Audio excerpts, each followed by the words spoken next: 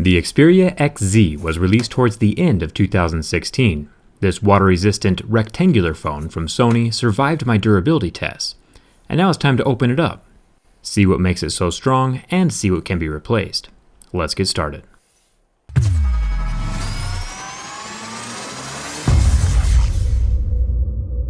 The screen replacement process for the Xperia XZ is actually really similar to the Google Pixel. There is a thin band of adhesive around the entire front glass of the phone. Remember that this phone is water resistant, so if you are doing a screen or battery replacement, your phone will not be water resistant when you put it back together again. Right now I'm taking my heat gun and warming up the edges of the phone until it's just barely too hot to touch. This softens the adhesive and makes it more pliable, softer, and easier to work with. I use some business cards or playing cards to cut through the adhesive around the edge after my super thin metal pry tool does the initial penetration. The LCD panel under the glass panel is very fragile, so keep your tools away from that black part, especially if you are planning on reusing your screen. There is one ribbon cable attaching it to the motherboard, so I'll remove the bracket holding that in place and then unsnap the connector just like a little Lego. So this is what the screen replacement looks like. I'll include a link in the video description for the replacement screens. You can check that for current pricing, since that always does change with time. Luckily, Sony screens aren't too expensive, even when the phone is new. My screen is still functioning after the removal, but that is only because I have done this procedure hundreds of times. If this is your first time removing a glued down screen like this, don't plan on it still functioning after the screen is taken off. It is extremely fragile and a bit harder than it looks on video. This type of design is really brilliant if your screen is already broken. You can replace a broken screen without touching any of the internal components, and I really love that about Sony's. Let's see how the rest of the phone looks. There is one screw holding down the little metal bracket over the battery connector. This needs to be removed and the battery unplugged before doing anything else. Make sure to use a plastic tool to disconnect the battery connector. Metal will cause a short and might ruin your phone. Once the battery is unsnapped and this little copper tape is pulled away, there are 9 more screws holding down the middle metal midframe. Make sure you keep all of your screws organized. And here is my second favorite part of this phone. The battery is attached to the midframe and completely pulls out away from the phone body, away from all the fragile electronics. On the top of this mid plate, it has the Nfc Pad on it, which is located on the front of the phone right under the screen. The 2 little gold contact points rest right on the motherboard. Interesting placement, but hey, if it works, it works. And let me tell you why having the battery attached to the midframe like this is a good idea. You see these magical pull tabs under the battery? These are supposed to help you remove the battery without a lot of force or prying. But sometimes they do snap, forcing you to attempt a pry of shame.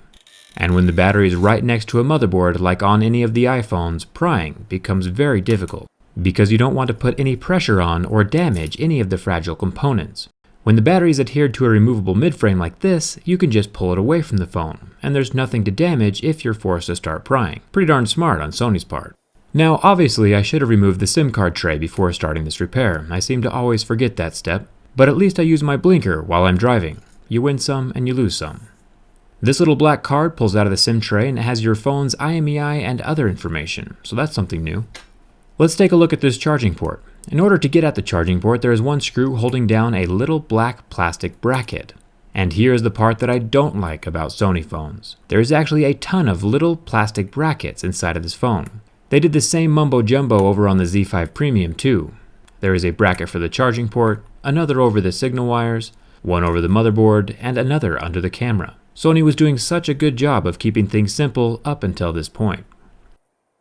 Anyway, back to the charging port. It unplugs from the main board, and then there is a signal wire to unplug from the bottom board, and then the whole thing will just pull up and away from the base of the phone. There's a couple interesting things here. First, we have that rubber ring around the charging port itself. This will help keep water out of the phone, but the board itself does not have any of the clear glue covering the components like an iPhone or a Samsung sometimes have. So I still recommend not trusting any kind of waterproofing and just keeping your phone dry as much as you can. The little plastic sideboard with its 2 signal wires can pop out next, and then we can work on the motherboard. There's yet another black plastic bracket thing up here surrounding the cameras, and this one is actually pretty hard to remove. After it's out, the motherboard and its 2 cameras can pull away from the frame. There is no optical image stabilizing on these cameras. The rear is a 23 megapixel camera and the front is a 13 megapixel camera. They do have electronic stabilization though, so maybe I'll have to do a side-by-side camera test on this phone. Let me know in the comments which phone you want me to put it up against.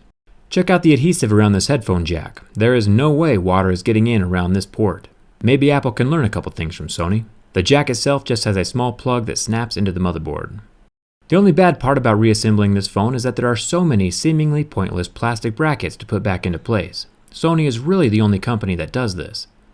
I'm making sure the motherboard is set in place without blocking any of the ribbon cable connectors, and then I can snap in the extension ribbon, the headphone jack, and then try to get the top black plastic bracket back into place as well as I can. It never fits quite right the second time around. The side plastic goes into place with its little signal wires, and I'll tuck those into the grooves they came from, and then I can get the charging port pushed back into the little slot.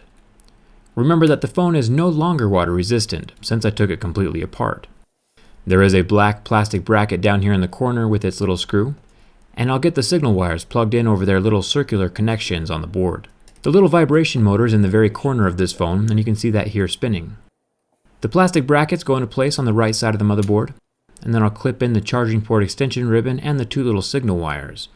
I'll add on a couple other random plastic bits and the battery. If I do get a replacement battery, it'll probably have its own adhesive, but I'm just going to reuse the one I have and set it back into place. Then set the middle metal midframe down over it. There are a total of 10 screws now that we're screwing in. Don't forget the little metal bracket over the battery plug, that is important, and if you kept your screws organized during this entire process, it'll be pretty easy.